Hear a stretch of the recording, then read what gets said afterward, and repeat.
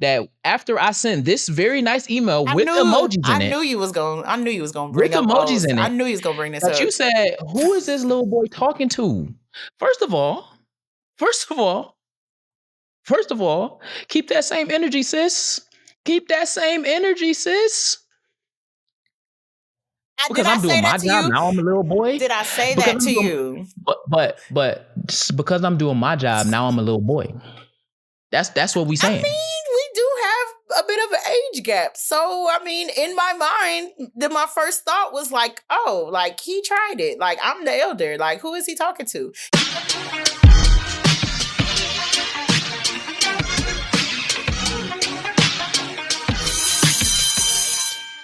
For all the liberated souls and the ones in the back, welcome to Off the Syllabus, the Liberated Dreams Podcast. I am Dev. And I'm Kam. Hey, y'all. Class is officially in session. And before we get into the semester, this is more of an orientation. Call it, I don't know, the new student orientation or the new member orientation, whatever you want to call it. We're going to dive into what is the Off the Syllabus, the Liberated Dreams Podcast, and who are we and why are we?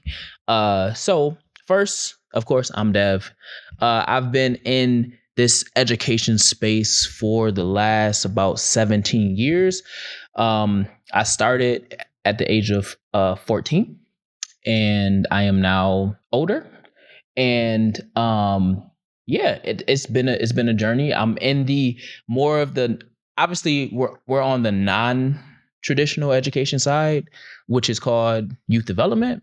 But it's still education by all means. It's just not in the classroom. We do have classrooms though.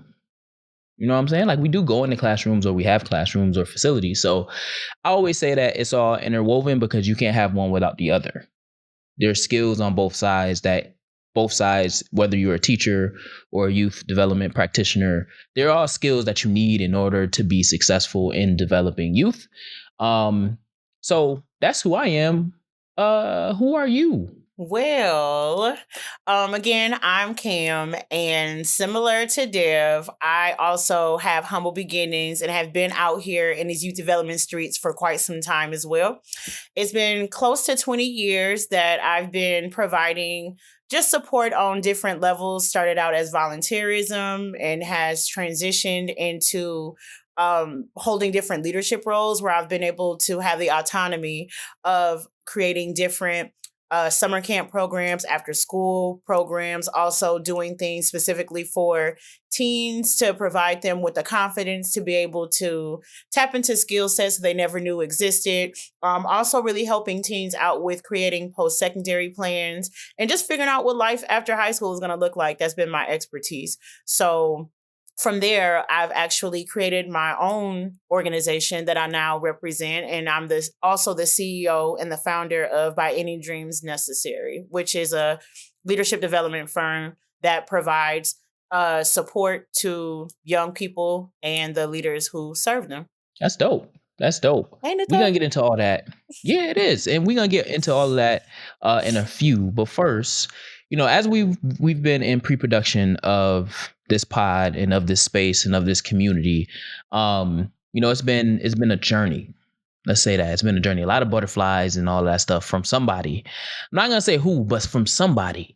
And it came across, you know, this notion of I being Dev, that Dev brings the sternness and Kam brings the spontaneity that keeps us off the syllabus. And you know, what does that mean, Kam? Because I mean, I'm stern, I guess, but I don't know. What does that mean, Kam? Well, first of all, let's go on record. Let me go on record by saying I don't appreciate you putting my business out there and telling everybody about my butterflies, but it's cool though because I'm human too. I never said it.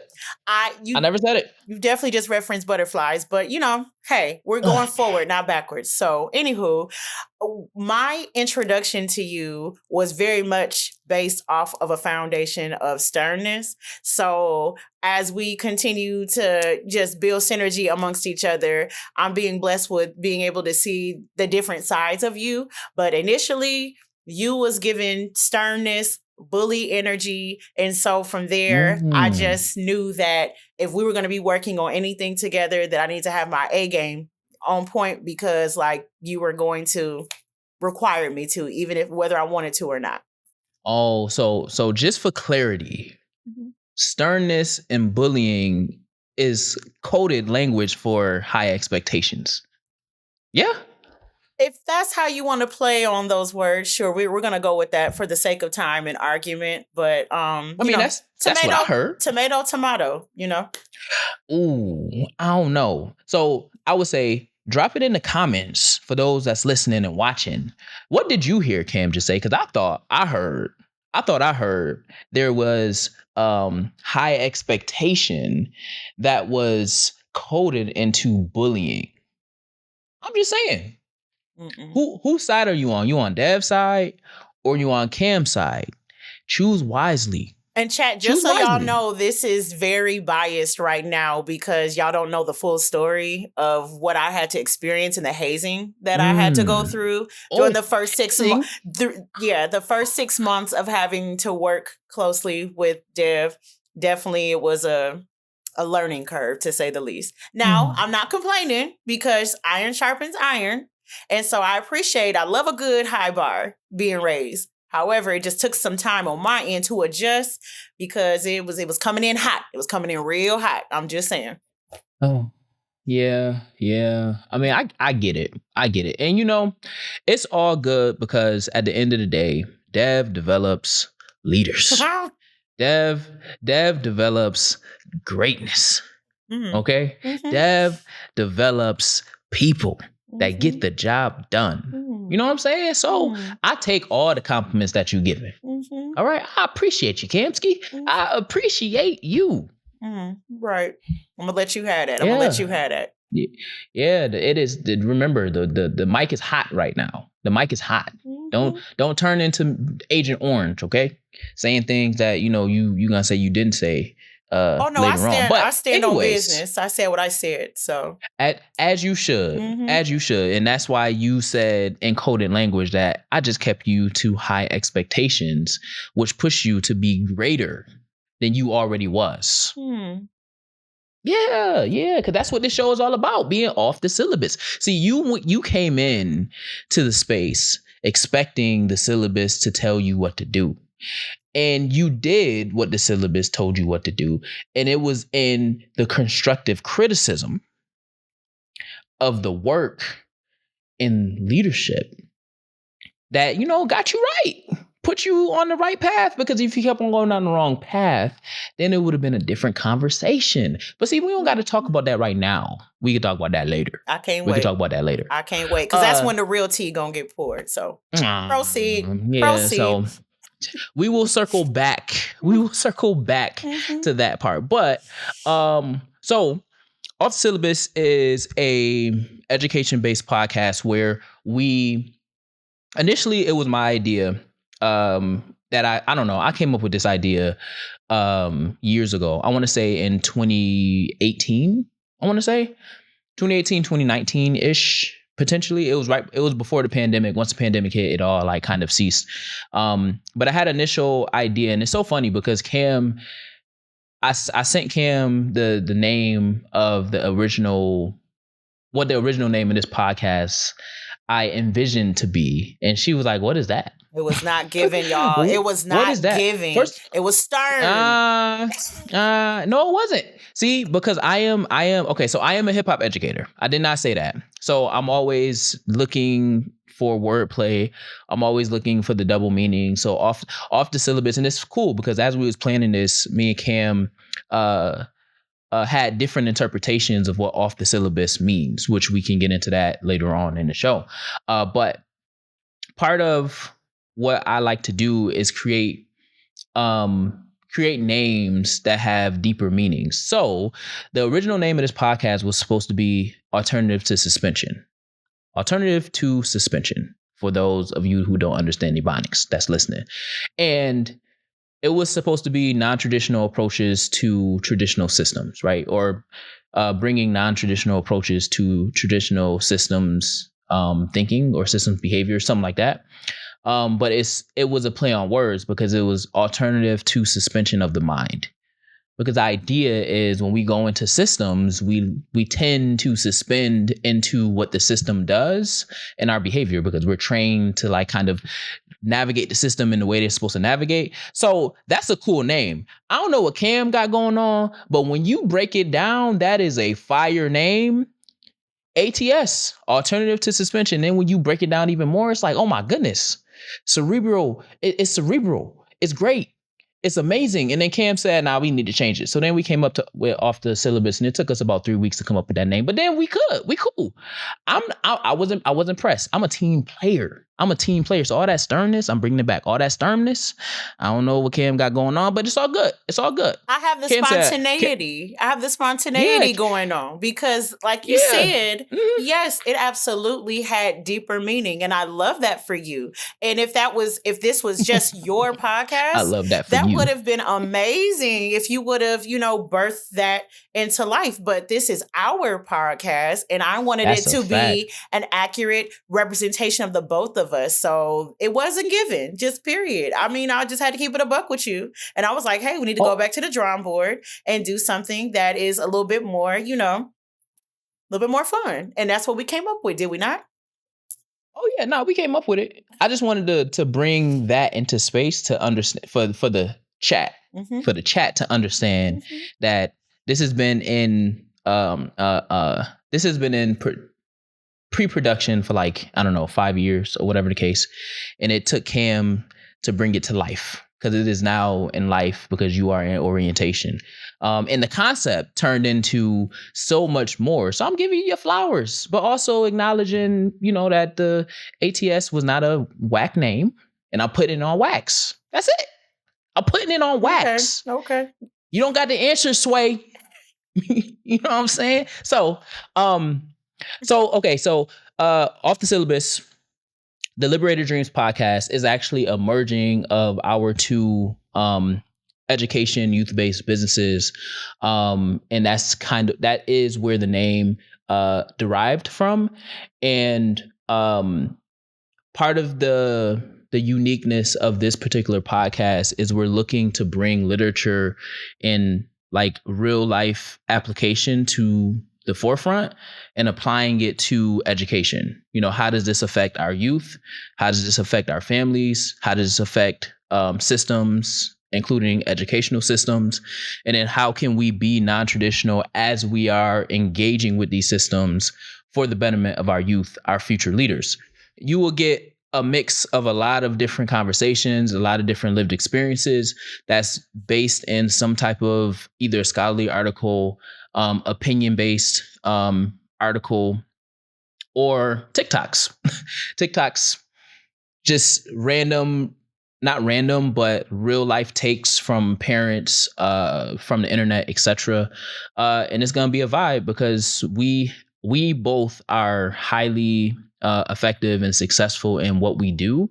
And again, that's how we came to link and come together. This is a continued approach to make sure that we are continuing to put our sauce, our seasoning out into the world. So you all listening will have a chance to interact with us, engage with us, and ultimately, potentially book us for different gigs to develop your staff, to develop your youth, and to do anything that gets our youth to the next level so they can continue to lead us into the future. So with that, we're going to go into segment 1 of the show.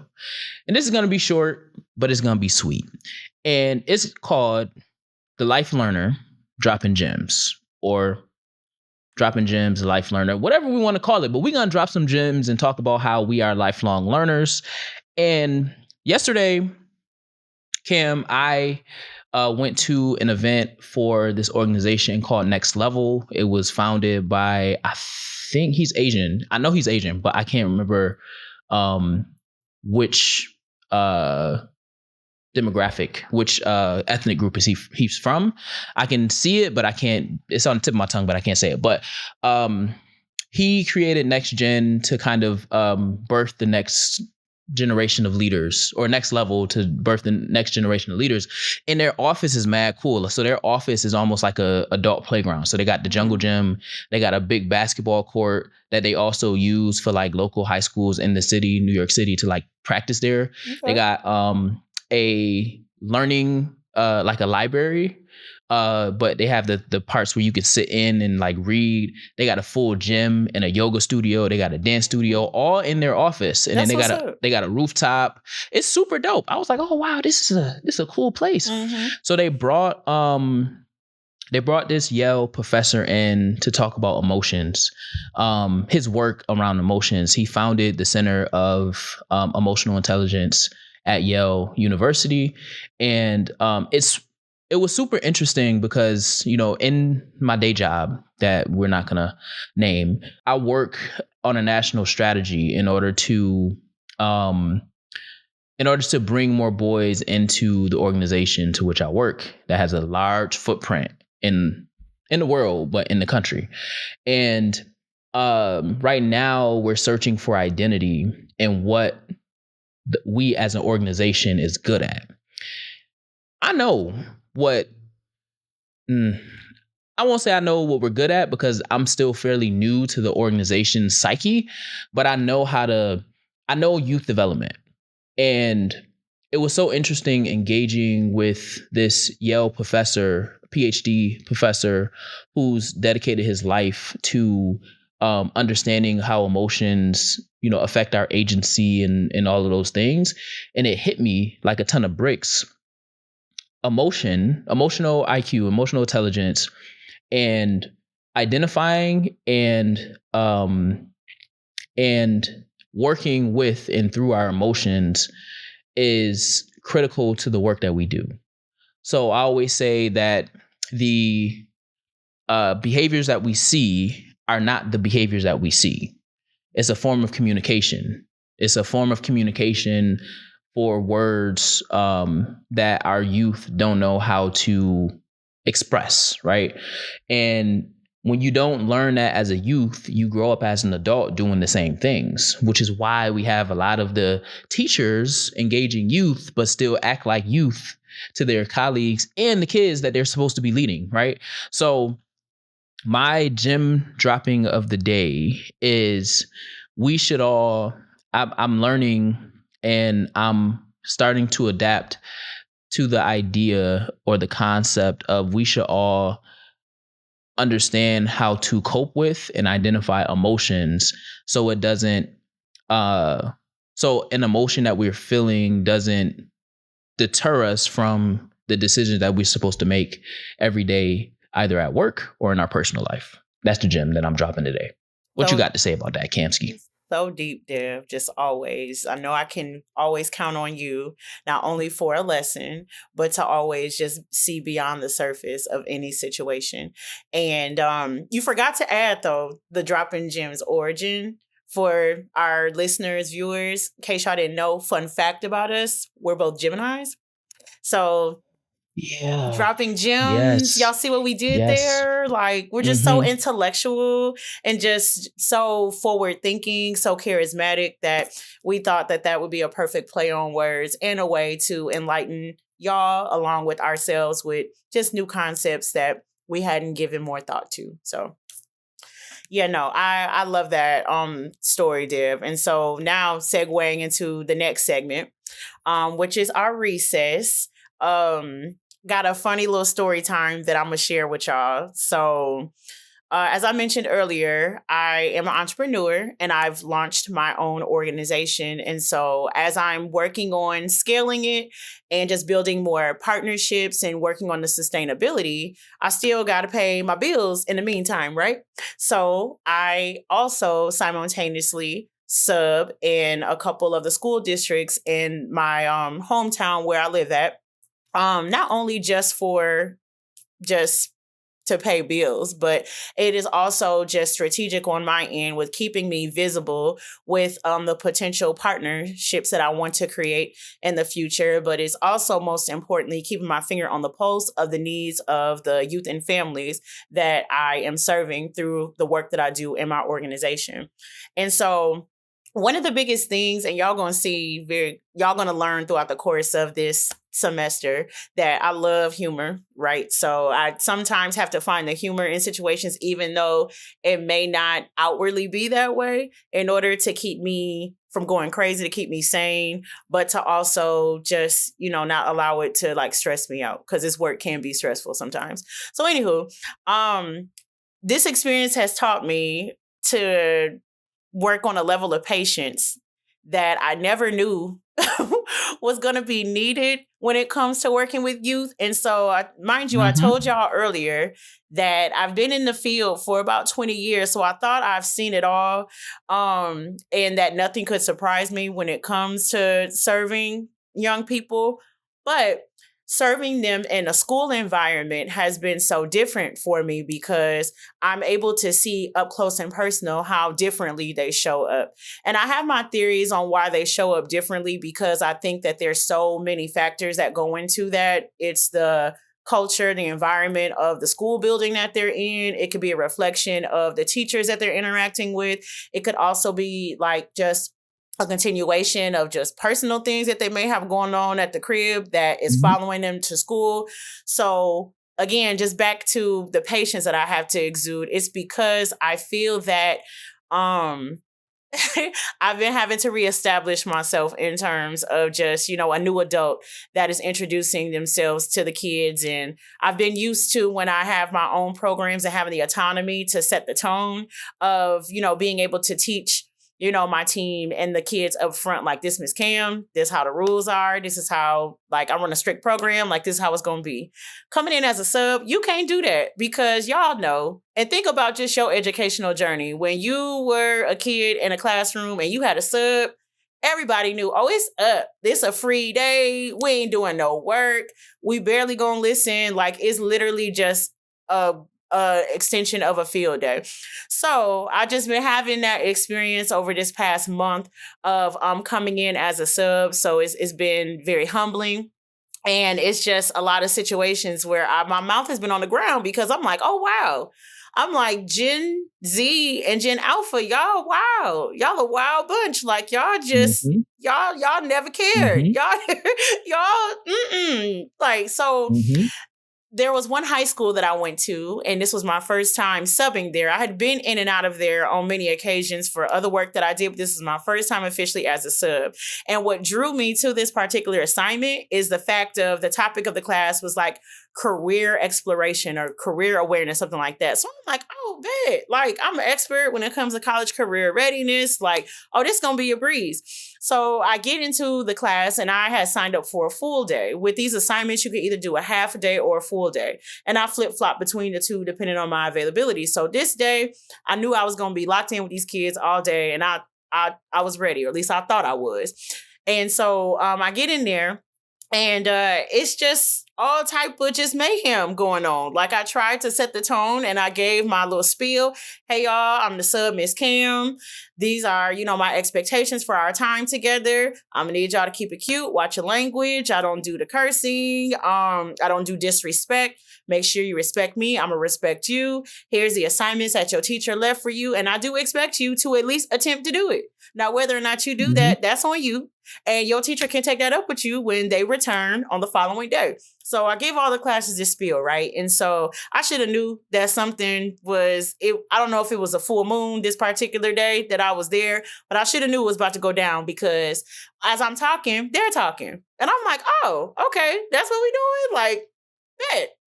So I'm redirecting them, and I'm like, hey, y'all, I should be the only voice talking. Like, I'll wait. I did, those type of things. And so they quieted down, at least for me to do attendance. But then after that, again, it was right back to mayhem. I'm sitting at the desk after I do my announcement, and I look up. I see two or three teens in the floor in the classroom, just chilling, living their best life. I'm like, whoa, wait a minute. Like, where the assigned seats at? Like, huh? Yeah, what y'all doing? We don't do seats no more? Like, what's going on? They're like, oh, no. The teacher lets us sit on the floor. Like, oh, no, it's okay. And the rest of the class, yeah, it's fine. So now I can't tell what's real and what's not, because again, I'm not normally in this environment, and so I'm not trying to step on the teacher's toes, because this may be what they have to do in order to keep themselves sane, to not go back and forth over the kids. With the kids, it's probably the way of them picking their battles. So I'm like, okay, I guess I'll let it slide, because at this point, it's just like, I just want y'all to attempt to do the work. So at least a couple of the kids were attempting to do the work, but then there was one young man, he felt like, oh, this is about to be my time on TikTok. So like, he got his phone blasting. He's laid out on TikTok and didn't even have no earbuds in, just out here, just living his best life. So I'm like, excuse me, sir. Like, what's going on? Like, remember I said that, like, we got to keep the volume down. Like, you're supposed to be working on work. Like, that ain't work. That's TikTok, bro. He like, oh, my bad. And so he turns the phone off. But do y'all think that he proceeded to do any work? Nah. He went ahead and took the best nap of his life that he probably ever had. And how I know it was the best nap is because when he woke up at the end of class, when the bell went off, he had a nice little trail of slob that he just politely just wiped up off of his face, because again, he just got the best rest he ever got in his life. So I'm like, okay. And this was like second hour, and this school or this class has 8 hours. So I'm like, child, okay. This gonna be a day. And so as the day persisted, it was just more outrageous incidents like that. And there was even a class where I caught a girl flat ironing her hair, just right in the middle of attendance. Just, I guess it was homecoming that weekend. Or no, they had a homecoming game coming up. Crazy. She was full blown. I'm talking about head tilted, like comb. Like, she needs to get into cosmetology school low key, because her technique was on point. But like, just whole time, just getting the edges together. And I was like, oh, no. At this point, y'all, I apologize. Don't judge me. My patience was out the window. I said, girl, not you flat ironing your hair while I'm doing attendance. Like, a flat iron is crazy. Like, I know you're not back there getting your edges together. And she's like, oh, I'm sorry.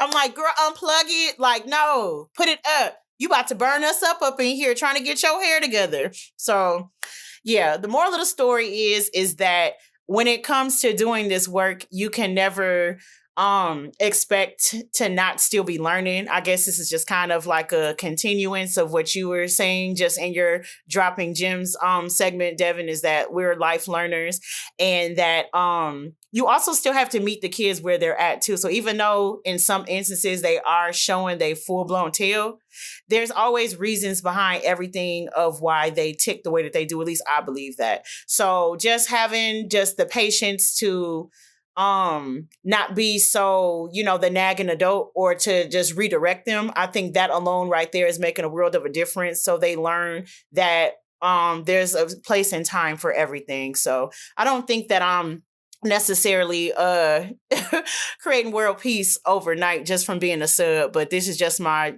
small way of trying to, be a mentor and just trying to show them that, like, yeah, y'all got to do better and y'all got to show up stronger. Yeah, that's a crazy story.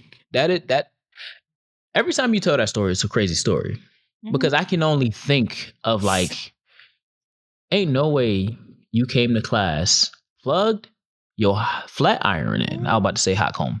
Your flat iron in, and started flat ironing your hair in the middle of class. The sleeping, that's normal.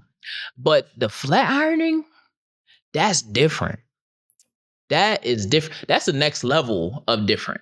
Like, what is I always think, like, what is our, like, equivalent to that when we were in school? Well, flat and iron? It's like, yeah, like, getting edges, like, that's a girl thing, maybe, that don't necessarily apply to you. I never did my edges, but maybe, I don't know, maybe like bringing the Game Boy, like playing the Game Boy in the middle of class. Yeah. But even that's more like taking your phone out, like Game Boy or DS. That's like taking your phone out. Yeah. We would do makeup sometimes. To plug a flat iron in is like different level of disrespect. That's like you bringing your game system in a TV and just plugging it up in the middle of class and start playing it. Like, listen, y'all listening, what's y'all craziest stories dealing with teens in particular, kids, but teens in particular, because that's a crazy story. But I know that it's way more crazier stories than that. But it's like flat ironing your hair in the middle of classes is crazy, even with the sub. Like that. You got it, Kamsky. You got it. I would have been laughing with them, but at the same time laughing at you like, oh, y'all doomed. We all doomed. Because at some point y'all gonna have to some of y'all gonna have to like be running something in this country. Somewhere. And I hope she runs a salon because like I said, that technique was on point. And I was like, baby girl, I'm not mad. Get your head together, but just not right now while I'm talking to you and in this classroom. So she put him up. So I guess that was my small win of that day. Yeah. I mean, old boy went to sleep. And, you know, that was a win too, because maybe he doesn't get sleep. Possibly. I always remember the scene from Sister Act 2 when the black boy was asleep.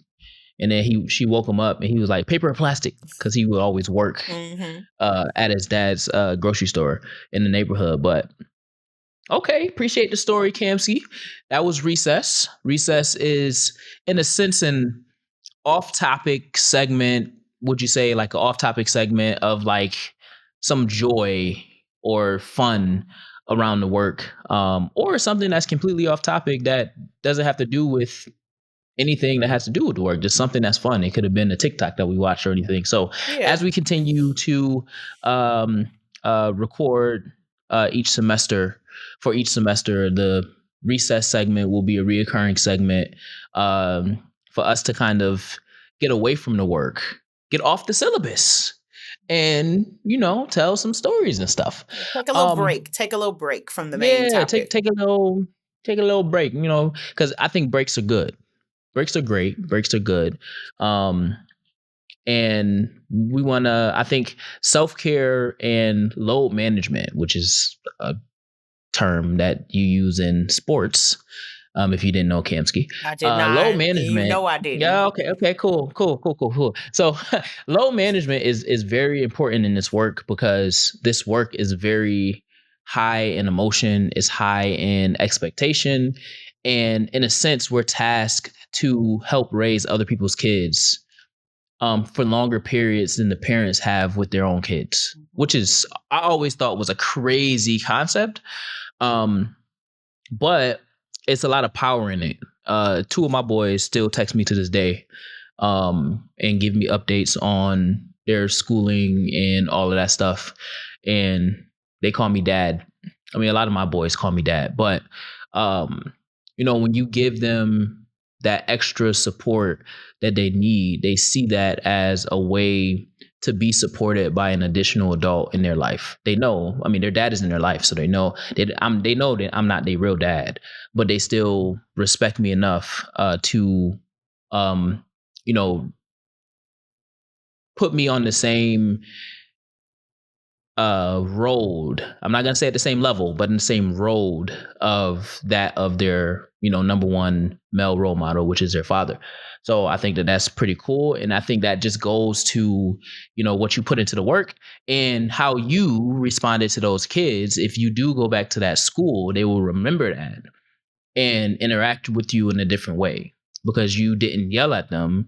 You didn't demonize them. And in a sense, you kind of like reaffirmed what they were doing, but then reminded them like, hey, you in class. I asked you to do something. Right. So I want you to do that. So, you know, put that away, finish your last little flat. I don't know what y'all call it, but finish your like last little section. Your last little swipe. Yeah. Finish your last little swipe. Don't do no heat damage. And then finish that after this class. I don't care what you do after this, but while you in my class, you ain't doing that. So I think that's pretty cool. Okay, so we're going into the first topic or main topic, I guess, of the rest of the show, which is how did Kam and Dev link up? Now, Kam is gonna take over telling this story because she has a very different rendition. Now, if you all remember, If you still here from the beginning, we started talking about this, and I said we're gonna circle back at the later part of the show. So we're at the later part of the show, so we're gonna circle back to this. Kam has a very different and colorful, rainbow color rendition of this story. So I'm gonna let Kam take over. If you can guess what organization we're talking about, cool. But we will not name that place on this podcast at all, because I still currently work adjacent to that place. And yeah, so Kam, take it away. How did we link up? The way you just set that up is just insane to me, but whatever. I'm going to just go ahead and take the baton from here and let the people know where the sternness comes from, like I said earlier. So this was the fall of 2021, I believe. Nope. 2022? It was the fall of 23. Oh, okay. My bad. My memory ain't what it used to be. Fall of 2023 is when in my previous role, I was new in that position, and like literally like my onboarding was going to travel for this national event that was being hosted by my employer, and it was an extension of basically a project that I was about to be like joining on, and I was going to represent our association Strategy. yeah thank you. So anyway, so I get to the event, loved it. It was everything. It was just like very exciting for me to like meet different professionals from all over the country that were committed to the purpose of this project. And so it was also aspirational because it was like so many. It was being in a room with people that were smarter than me, which I always strive to do. So from there, I briefly learned that Devin was the point of contact, the coordinator for the project. And so I knew that I would have to like go through him to like get all of the next steps and to like follow up with whatever the deliverables were for our involvement in this project.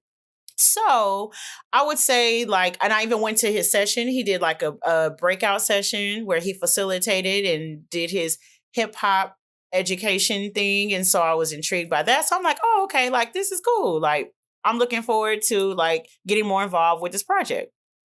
So I go back home and I go in the lab and I start doing my thing. I start doing my thug dizzle on my role, right? And so within like the first month, then from there, we always had monthly meetings where we would convene virtually. So that way, like our different groups that were involved in the project will be able to build synergy amongst each other, but also to be making sure that we're moving the needle again on the deliverables that we're supposed to be doing in our different areas to support this project. So I get on like the first meeting. The call seemed cool. Dev again did his thing. He always brings hip hop into like his facilitation. So that was entertaining and refreshing. Just being able to see like a different style of, just engagement and just being able to like tie it into again, like the work that we're all doing. And so from there, Devin started letting us know about deadlines that we had to meet. And again, like deliverables that some of us were not on track with delivering. So within, I would say like by the time I really got into like the swing of things, like by like month 2 or 3, like being in my role and supporting this project in my area, I felt like I had a good little system going, and that and now mind y'all, I'm not only new to my role, but it never existed before me, which means that I had no team. And so I was tasked with having to spearhead all of this. I had got additional tasks given to me that were not originally a part of my job. I know the professionals out there listening and watching can relate. Us having to juggle and wear different hats. And so while I'm doing that and I'm still giving this project my full undivided attention, I guess I missed some deadlines or just some deliverables that we quite just went up to par with, which is fine. Devin's way of letting us know that we were not basically like on point was just very like direct and in your face. And so I remember just on one of our monthly calls, matter of fact, I think this was right before the holidays, because again, this was like a couple months in, and like he was just letting us know, like, hey, y'all need to tighten up. Like this, I'm paraphrasing, of course, because he's a lot more eloquent than this, as y'all can clearly see. But he's basically telling us in so many words, like, hey, y'all need to tighten up, because like because this project also was supporting what he mentioned earlier, getting boys more involved in this organization. So that's something that was very near and dear to him. Obviously, he's a man, so it is going to hit different, but he was letting us know, like, hey, this is a direct impact on the livelihood of our boys. So like, if y'all not showing y'all deliverables, then y'all really not doing what you say you're doing. Like, in so many words, again, this is what he's saying to us, which was absolutely right. I'm not arguing with that.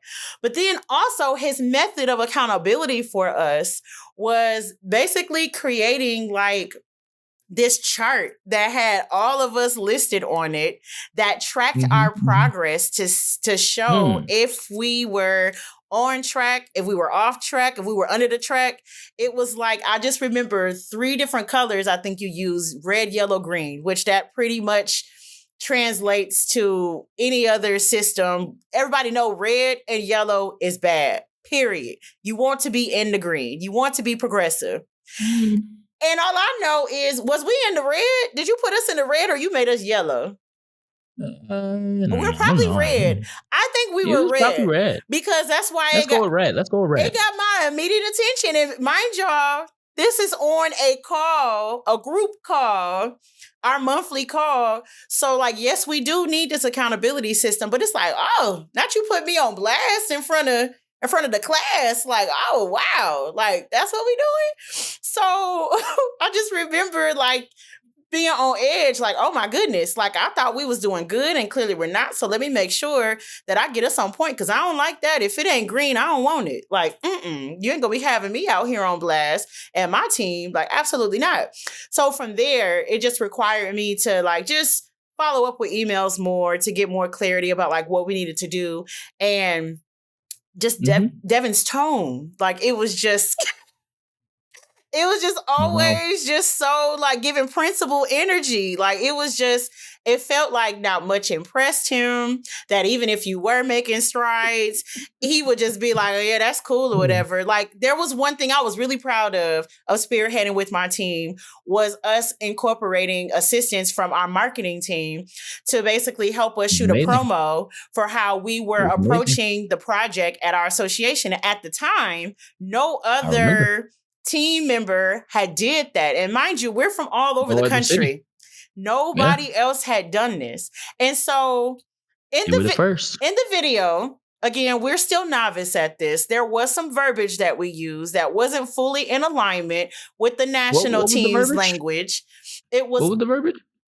It was calling the project an initiative instead of referring to it as a strategy. And so I will admit, y'all, this was something that Devin had mentioned on several instances on our previous monthly calls, that this is not an initiative, because folks just treat initiatives like programs, and we don't need any new programs. We need this to be a strategy, so it is more embedded in the heart of the organization, the organizational change that we're trying to push. So again, I'm not arguing with the logic. Baby, it was just that delivery. So it was just like, man, this guy, like, he just don't let up. He just always got time and energy. Like, man. So we created this video, and it got sent to Devin's team, the national team. And so some of them were very supportive of it and was just like, oh, this is great. Like, this could be a best practice, like we could, and by best practice, that means like we can inspire other cities to model like this type of, intentionality with approaching the work. And this is all in an email chain, right? This is with some of the leadership team and me and my team. This is Devin and his leadership team. When Devin chimes in, y'all, to the email, he's like, mind you, real quick, everybody is like, I'm just saying, I just want to make sure that since you're setting the table, I continue to allow you to set the table. Everybody, you let me. This is your story to tell, because you color it in ways that, it might be a little bit of a stretch. No, you know what I'm saying? It's not the truth. It's not y'all. the traditional red. It's the truth. It's a little bit more dark. But I don't color inside the lines anyway, y'all, just so y'all know. But proceed, Devin. Yeah, everybody is praising the video and saying how great it is and everything like that. So I just wanted to put that out there, because this is an email chain, and everybody is like saying, "Oh, this is great, and this is really good. Y'all doing a great job out there," and da da da da. So okay, that's all I wanted to add. And it was a bit overkill, y'all, I will admit, because that was not my intention or my leaders on my team at the time. Like, we were not doing the work for accolades or to be performative. We were truly trying to find a unique approach. But it's always nice to get some affirmation, right? To know that you're going in the right direction, right? When Devin responded, y'all, his response was, "Oh, this is nice. However, this is a strategy, not an initiative." And I was just like, dang, like, again, this guy here, like, man, this is a tough act to just, like, what else can we do? Like, we just ain't never gonna get no thumbs up from this guy. So in my head, initially, I had a certain way that I wanted to respond, y'all, because I don't take too lightly to criticism always, but I kept it cute. I kept it professional. And I was like, "Oh, you're right. Thank you so much for that feedback. I will most certainly make sure that I will be more mindful moving forward of using the proper verbiage." And then from there, I was like, "Yeah, bet. Like, he ain't gonna catch me slipping no more, because I'm sick of this." Like, I felt, y'all, like I was being bullied. Like I said earlier, it was just a very intense 6 months of like getting acclimated to this project and working with Dev, because it was just like, he was just all business, like just no play, like just no hee ha ha, no, none of that. And so it took some time as we were able to like just start working. Like, we did other sub projects that supported the main project, that allowed us to like be in community with each other more. And so from there, I think that helped break the ice. And so I could see like, oh, okay, he not that mean. Like, okay, he do got a sense of humor sometimes. And all right, like, we really be saying the same thing at a lot of instances. We just have different delivery or just different approaches, but we're working towards getting to the same destination. And so now here we are, a couple years later, we cool. We doing a podcast. We done went from bully. He went from bully to bestie. So look at that. Look at God. Yeah. So, very colorful, very, very colorful, story. And, I recollect a lot of the story, because I was there. And, just so everybody, one, I want to make a correction. It was 22. It wasn't 23. Okay. And when you came on, because I ran a session in the 22 convening. I didn't run a session in 23 convening. But this exchange happened in 23. To be exact, it was still 22. In Black History Month, it was 23. Did you look up the email? I actually did. I knew that's what you was doing. It was 23. The top of 23. Yeah. February. Black History Month. So, so, most of the story is correct, right? Because I've always said, at a national level, where I don't technically have direct reports, but I am kind of getting reports from leaders across the country that don't work for me, but they work within the grant that I'm managing.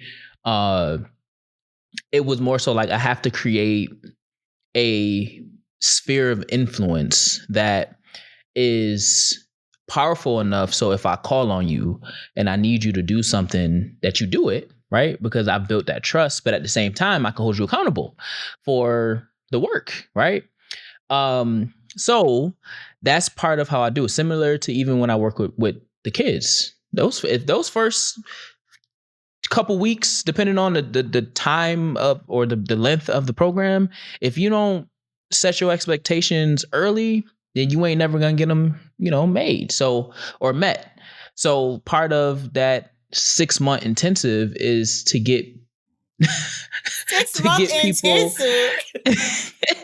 to get you in the mindset of this is important work and I need everybody to see it as important work. Obviously you can define it in the way that you want to define it, but when we are in this space, we need to understand that this requires a different level of systems thinking in order for it to be successful, right? So after Kam and team created the video with marketing, it was the CEO who sent the email out to say, hey, I wanted to share that this is great. It was great. And this came after the in-person convening. So there was some praise saying, excellent, this is next level work.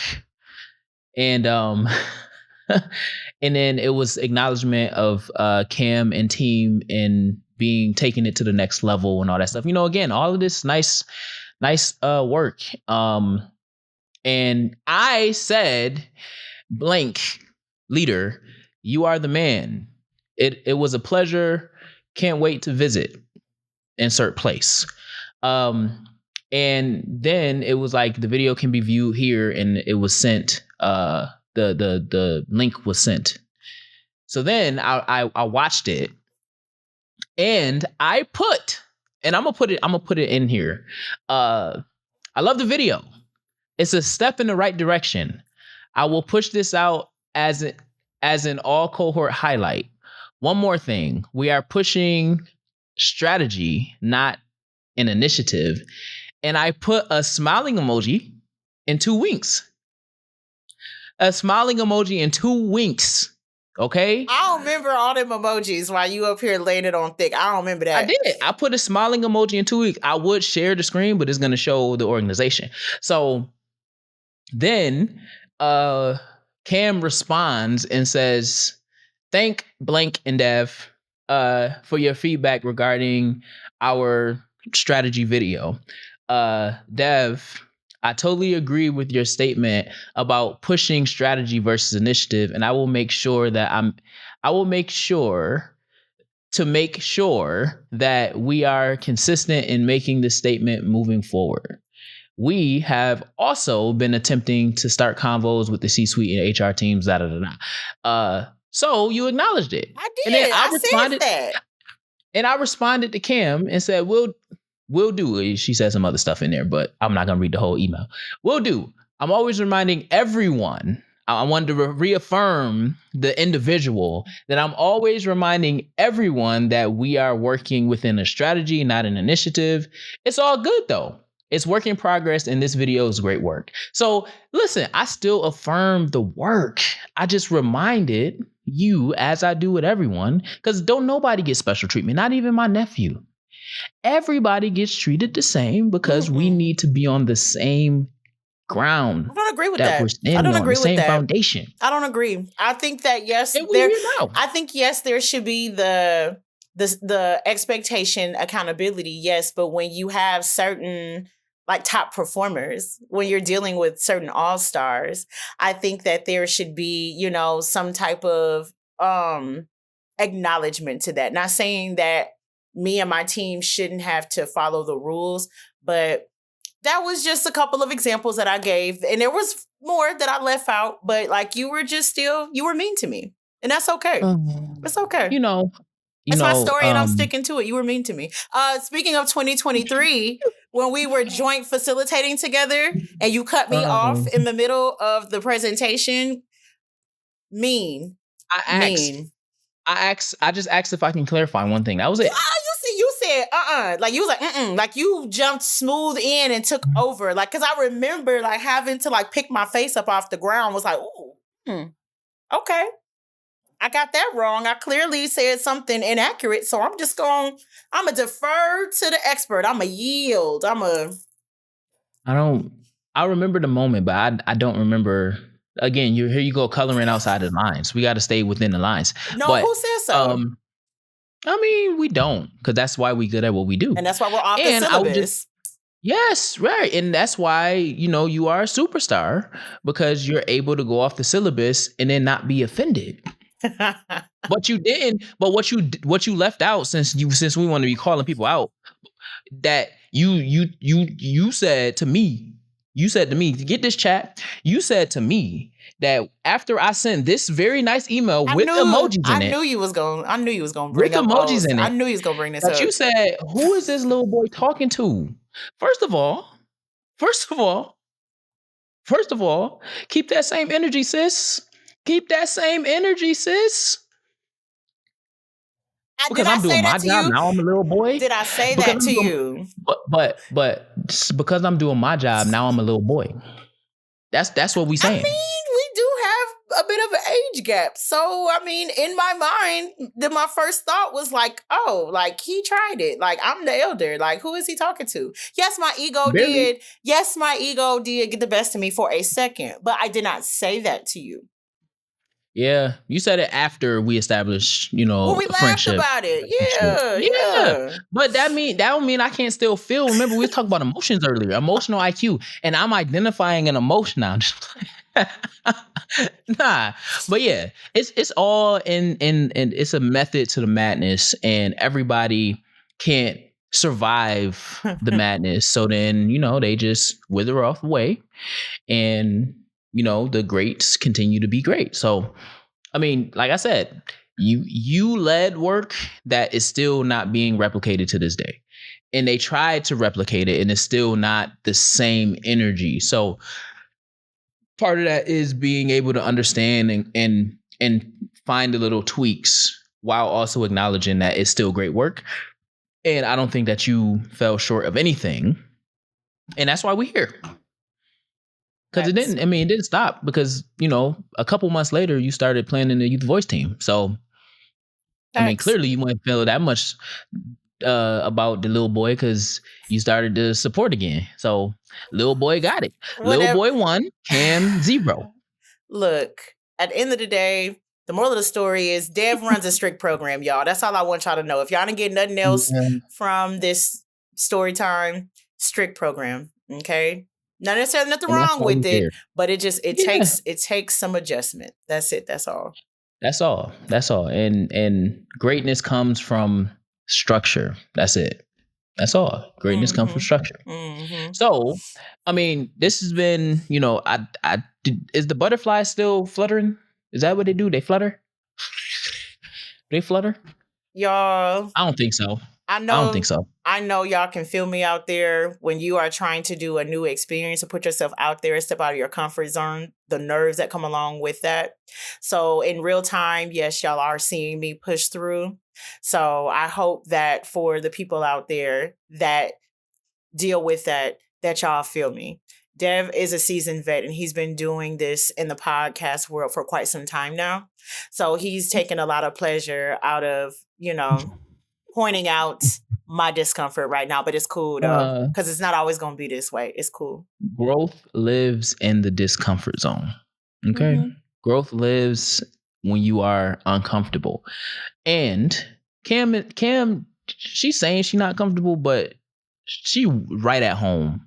It's just, you got to get used to, like seeing that record button on. That's all. Or you just don't see it at all, and you just, we just having a conversation. That's all. We have tons of conversations.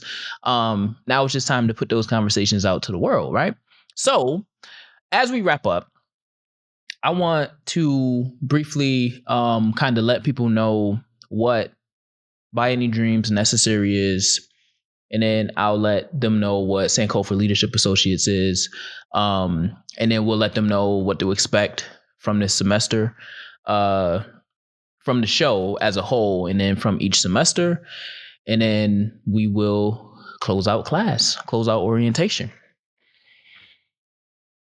You want to start? What is, can you tell the people what By Any Dreams Necessary is? I know you touched on it a little bit earlier, but what is the focus? What is the origin story, and then what is one aspiration that you want to, kind of strive to or aspire to accomplish?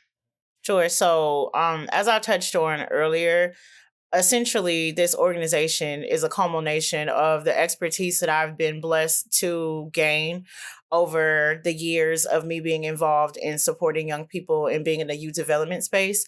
And so we launched just this past May of 2025, and I left my previous role and just really sat and took some time with just trying to figure out, like, all right, like, my passion is still here for this work, but what do I want that to look like? Do I want to go to another organization and continue to flourish, or do I want to start my own? And that was something that was always a goal of mine, was to be my own boss. I just wasn't quite sure what that was going to look like. And so again, just after just taking some time to kind of soul search, and I did fasting and just pause, that's when the vision came to me, and I was just blessed with the name, By Any Dreams Necessary. And then from there, I was able to create my business model, where it basically consists of different offerings that I'm able to provide, depending on what the need is for the organization that I am partnering with.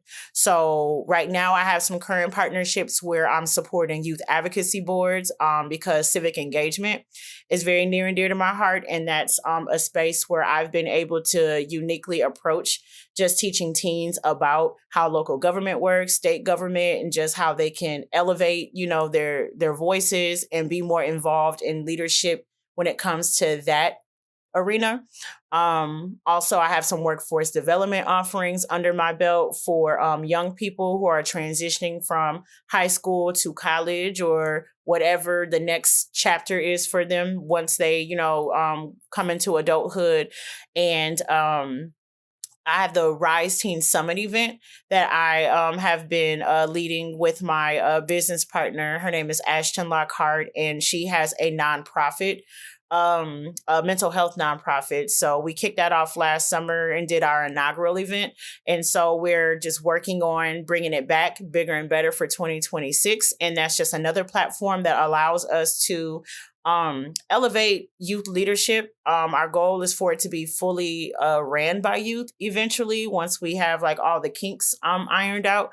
But then we also use that space to empower parents too, because parent engagement is just a huge area that there's room for growth with, just getting more involvement when it comes to parent or guardian working alongside their student to enhance their educational experience. And then I have some leadership development offerings that I'm working on right now. So that way that can empower different leaders in this space that want to just grow themselves and want to learn how to put more tools in their toolkit, so that way they can just show up stronger and better for the communities and the youth that they're serving. So that's pretty much the origin of the organization and what we consist of. And so we just want to help young people, and like I said earlier, the leaders that serve them, with learning how to dream big and how to do that without asking for permission, and just really like putting together the actual like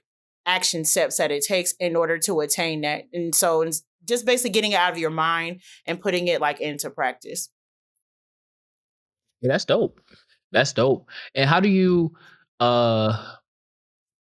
come to pitch By Any Dreams Necessary to potential clients? Is it a youth serving first, or is it more systems focused with a youth component? I've this either or, just to be honest. I've had different conversations with organizations that are focused primarily on serving youth. And so I just kind of look at like, okay, like what is your needs? And I ask them, I tell them like what I assess it to be on my end, but then I give them the opportunity to share with me as well to make sure that we're on the same page. So I've had conversations like that, but then also just an example of how I've created partnerships with systems that are bigger but have like a youth serving component, like different local government entities. So I'm supporting a youth advisory board right now, where clearly that department or that team focuses on needs of all type of, for just different all populations. But that particular piece of like serving youth, that's where I come in, and then I help them with creating an ecosystem for what they're trying to do with this advisory board. So that way, like, it's enriching the lives of the participants, but even the staff that are involved too. I love it. Yeah, and that's where the Liberated Dreams came from, because by any dreams necessary. So as we were playing with titles, I'm like, well, how can we incorporate both our businesses into, or both our firms, if you will, into the name of the podcast? So it kind of solidifies identity, which takes me to Sankofa Leadership Associates. And our origin story is, I mean, technically SLA has been around since 2010. I want to say 2010. Technically 2009, 2008, but in 08, 09, it was called the Youth Adult Partnership. So YAP or YAP. And it was a youth program. And then we switched it to SLA, but it was Sankofa Leadership Academy. So that through 2012 was a youth program. And then they sunsetted funding for team programs in Rochester, New York, where I'm from. So SLA kind of ceased to exist as a program. And then, everybody kind of dispersed into the different directions, because, every decade or so, funding in youth programs recycles and is repurposed. So nothing really looks the same. So when I kind of got the role that I'm in now and was leaving the Rochester area, we chose to make it an LLC to continue this work, because I've been doing professional development since 2017. And I'm currently consulting with working with the National Parent Leadership Institute for a lot of for some parent leadership work that's happening in Rochester, and that is under SLA. Family engagement is a big part of youth development work, and if we can liberate our communities and we can liberate the families within our communities, then we become a stronger base, or we create a stronger base for our youth. So that's a word. That's the origin story of SLA, founded officially in terms of a business model in 2022. And our focus is cultural restoration. We sell culture. We also focus on restorative practices and hip hop education. And aspiration is simply to break down systems and build them back up with a centric focus on culturally relevant pedagogy, CRP, Gloria Latson Billings, while also pumping in hip hop education, which Gloria Latson Billings also co-signs, and she is also a hip hop educator, to better serve systems that serve youth. So as we are thinking about this podcast and what By Any Dreams Necessary brings and offers to community, both local and national, same thing with SLA, we bring that together to create a mega machine of youth development, thought leadership, education thought leadership, and our ability to see this work from a different lens, which is something that the industry really needs right now. And shout out to Zoran Mamdani, who is now the mayor-elect for New York City. And he is a real-time example of what our leadership does to systems. 34 years old, he's a millennial, and he's ushering in a new era of leadership. There is nobody younger than him or older than him, and I mean older as in like Cuomo age, that will stand the test of time if this go round, his first term, is successful.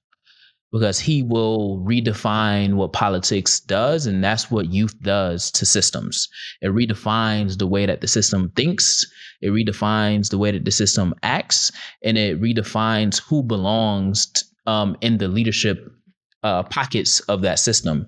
And we needed a Zoran Mamdani to truly affect how it is that we see politics in this country, in order to see that the Mitch McConnells of the world needs to retire and go, rest in peace. And I don't. that can be a double entendre if you want, but I mean, rest on his. Pass the baton and go somewhere else, right? Yes. Which are other elements of this show that you will get to kind of hear us engage with. But yeah, that's SLA. That's By Any Dreams Necessary. I wanted to say the letters, but it's too much in my brain. BADN SLA. So with that, what can people expect as we close out this show? What can people expect from us, from the work that we do and the work that we're bringing into space? I know one thing that you can all expect also is exclusive offerings over on Patreon. It is not created yet. However, and when I say yet, I mean at the time of this recording. However, still go and look to see if it's created, because at the time of this releasing, then it should already be up and ready. However, that's where you will be able to kind of experience the entire syllabus and coursework, if you will, on demand, at the low price of $5 a month, as well as a lot of our deliverables, a lot of our things that we develop within our companies to help you be a better parent, to be a better educator, to be a better youth practitioner, and to also just be a part of the community. So you can expect, in my opinion, the building of a community that is looking to shift systems and to liberate people from a collective lens and from a collective approach. What about you, Kam? What can they expect from us?